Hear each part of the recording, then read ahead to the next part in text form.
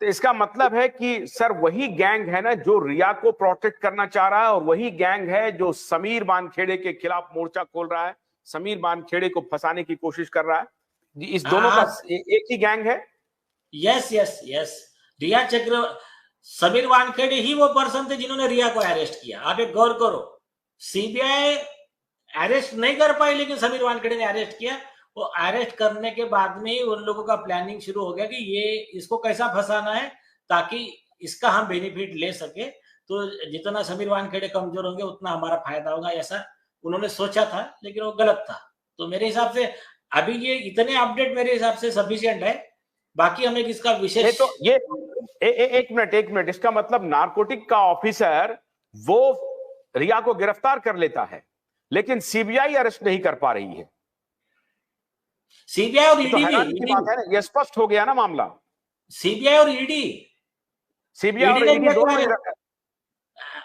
ने क्यों नहीं किया रिया को अरेस्ट? सीबीआई ने क्यों नहीं किया? तो यही तो पूछता है भारत ना, देश जानना चाहता है ना। नहीं तो यही देश को बताना चाह रहे हैं ना कि साहब ये तो इसके लिए सीधा सीधी केंद्र की सरकार और महाराष्ट्र की सरकार संपूर्ण रूप से दोषी है। आप कितना भी कर लीजिए, आपके अपने बारे में कुछ भी कह लीजिए, मैं ये पूरा देश मानने के लिए तैयार नहीं है इस केस में कि आप सीबीआई को एक्टिव किए हुए हैं। बिल्कुल नहीं एक्टिव किए हुए हैं। नारकोटिक्स डिपार्टमेंट गिरफ्तार कर लेती है रिया चक्रवर्ती को, लेकिन सीबीआई 3 साल 3.5 साल से इंटरोगेशन तक के लिए नहीं बुला रही है। इसका मतलब है कि बहुत बड़ी political business, corrupt bureaucrat, corrupt police officers और एक करप्ट बॉलीवुड के स्टार्स, इन सब का गैंग मिलकर के रिया को बचाना चाह रहा है और समीर को फंसाना चाह रहा है। ये वही गैंग है जो रिया को बचाने का धंधा एक तरफ कर रहा है और दूसरा समीर को फंसाने का धंधा कर रहा है। अलर्ट है। बहुत बहुत शुक्रिया नीलेश ओझा जी। हाँ बोलिए। एक इंपॉर्टेंट चीज जो रीडिंग बिटवीन द लाइन रहता है,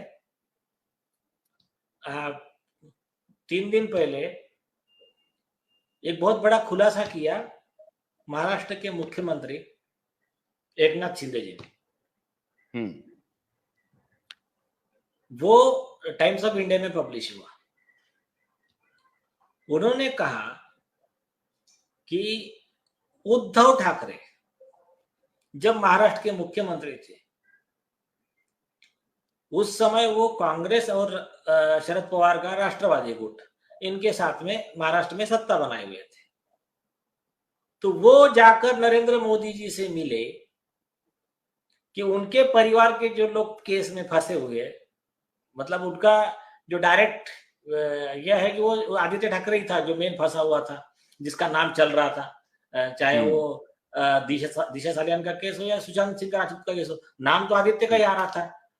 तो उन्होंने इनडायरेक्टली कहा कि ये खुद के फैमिली मेंबर के गलत कारनामों में फंसे हुए होने की वजह से मोदी जी से अलायंस करने की, भाई मैं इनको छोड़ रहा हूं, मैं एनडीए में आना चाहता हूं, इसके लिए दिल्ली में मिलने गए थे और बाद में कुछ दिनों के बाद में पलटी मार गए।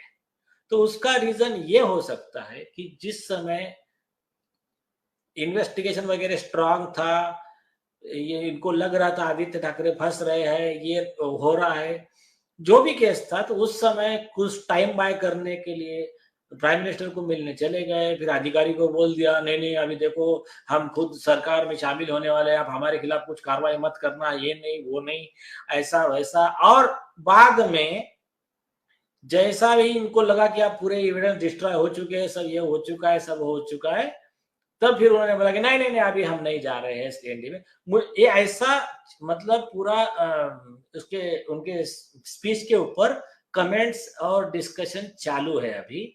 आप उस बारे में देख लीजिए, सोच लीजिए। भोलानाथ का ब्रश कटर एक बैटरी से चलने वाली मशीन है जिसका चार्जिंग समय 3.5 घंटे है। इसे हम 6 से 8 घंटे बिना रुके चला सकते हैं। एक बार चार्ज करने पर ये 16,000 स्क्वायर फीट गेहूं, चावल, बजरा, जोवर के खेत काट सकता है, जबकि इसी कार्य को पेट्रोल ब्रश कटर 1,000 रुपए पेट्रोल का खर्चा करता है।